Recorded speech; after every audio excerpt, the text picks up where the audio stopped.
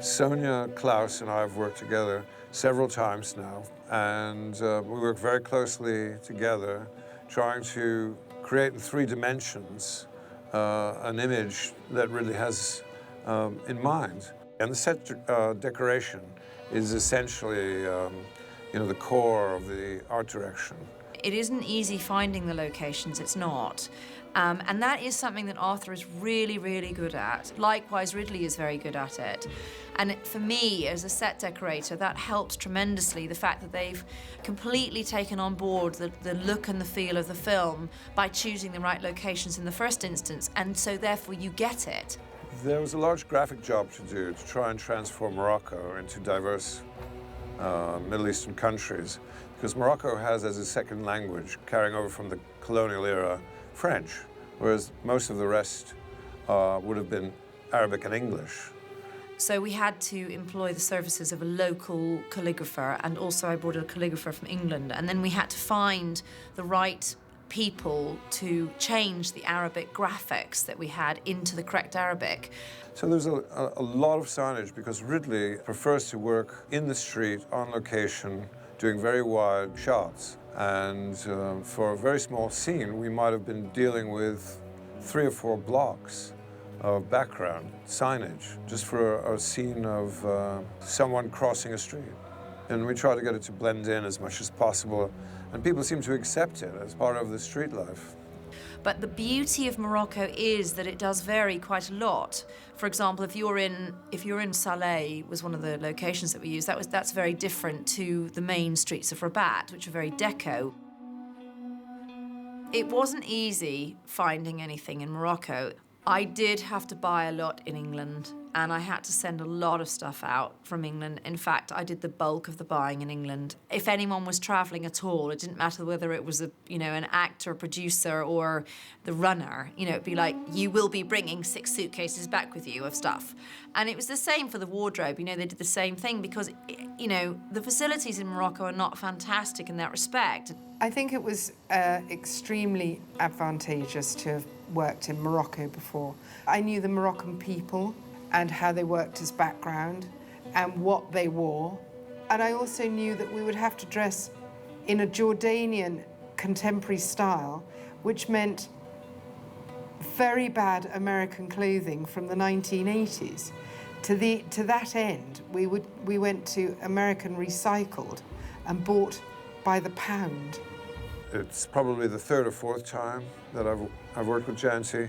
We always consult on all the sets we're doing to control the density and the deneutralization of the color. And we can talk about the loaf of bread on this film. It's, it's toast, it's oatmeal, it's pumpernickel. It's always earth tones we're trying to favor. The colour palette on this film was slightly more golden. I think Arthur mentioned the word toast, so I think that quite sums it up.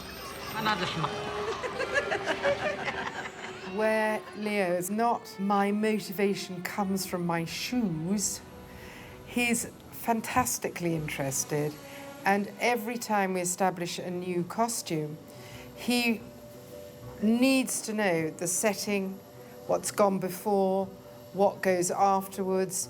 One has to be very prepped for exactly what his role, especially in this, where he has many roles.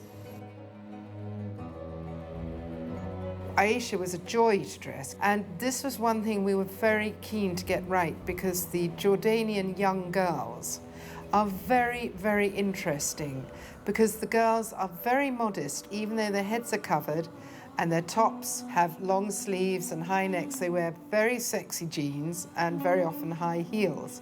So we wanted to get that allure, that modest allure for Aisha. Russell said, have you read the book?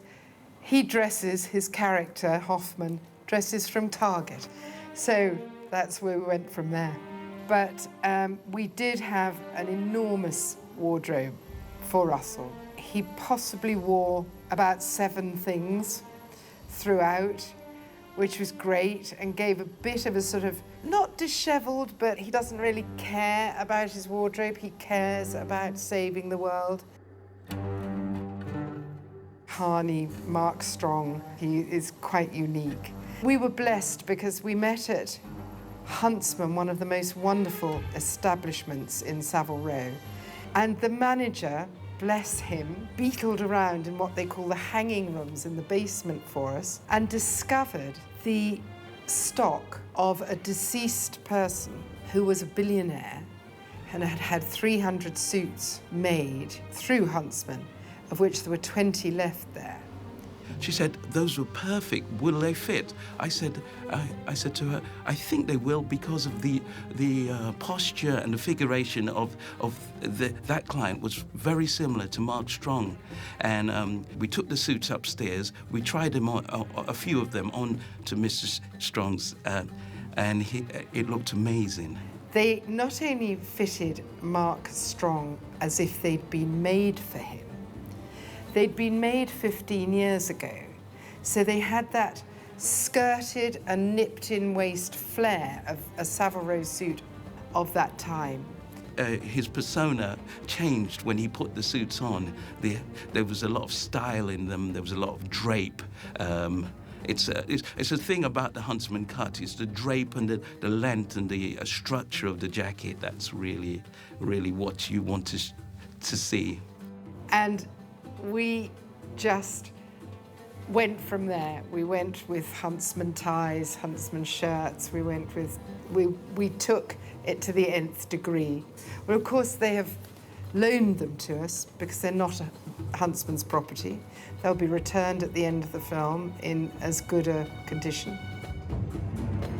It's very easy having a director like Ridley because he can express himself so vividly with drawings. And he does his own storyboards, so everybody knows what it is we're shooting. And he has a background in production design, so he knows what we do, he appreciates what we do.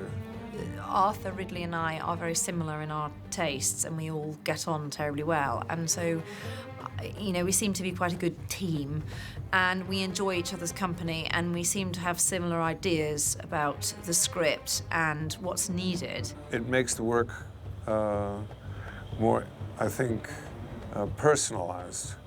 It's not just, you know, somebody who doesn't understand what went into it. I think that's the joy of working with him. He's extraordinarily inspirational. He participates in the costume hugely, as he enjoys dressing the set and takes a great interest in detail. And I so love that, because then you do collaborate as a team. And of course, it's wonderful to work with Arthur, to collaborate with Arthur, because it is very essential that you don't lose your actor in the same sort of plum-coloured outfit that the walls are painted. One of the highest compliments I can receive is when nobody notices our work, and when Ridley arrives on the set and they just begin shooting. When he comes onto a set and he's pleased by it, you know you've done your job.